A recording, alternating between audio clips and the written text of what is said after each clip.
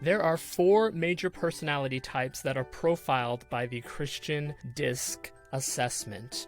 And each of the four types starts with a letter that makes up the acronym DISC.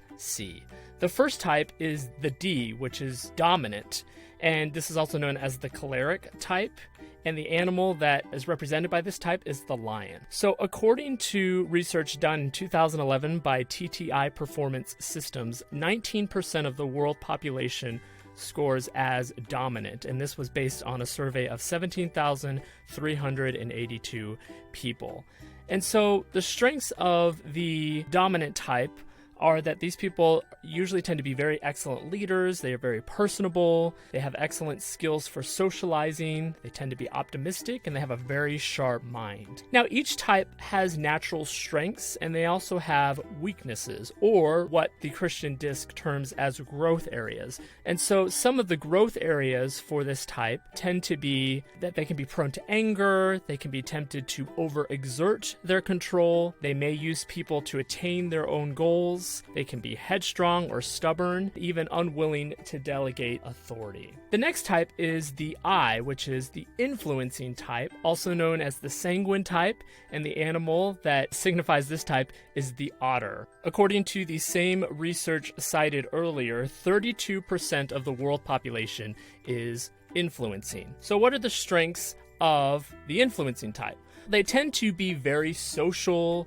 entertaining, outgoing, very responsive to the emotional needs of others, and they tend to be very friendly. So what are some of the growth areas? This type can be tempted more with destructive behavior.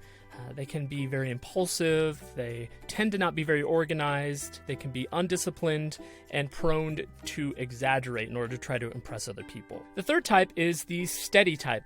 35% of the population scores as this type. So this is actually the top scoring type. Majority of the world population tends to be the steady type, also known as the phlegmatic type. And the animal that signifies this one is the golden retriever. So the strengths of this type are that they tend to be very calm and easygoing. They tend to be peacemakers. They're even-tempered. They're practical, and they tend to be very good under pressure. They can take on a lot of high-pressure environments, whether it's at home or in the workplace.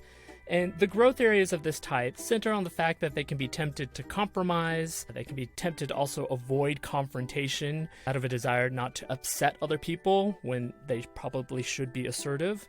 They can be unexpressive, they can be hesitant to share their opinion, and that can lead to resentment. Now, the final fourth type is the compliant type, also known as the melancholic type, and the animal that goes with this one is the beaver. So 14% of the world population scores as this type, which actually makes it the most rare of the four major types.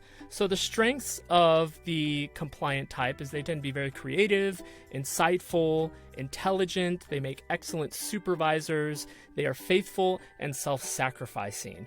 And some of the growth areas for this type include the fact that they can be judgmental, often be moody, they can struggle with low self-esteem, they may have a fear of rejection, and they can be very perfectionistic.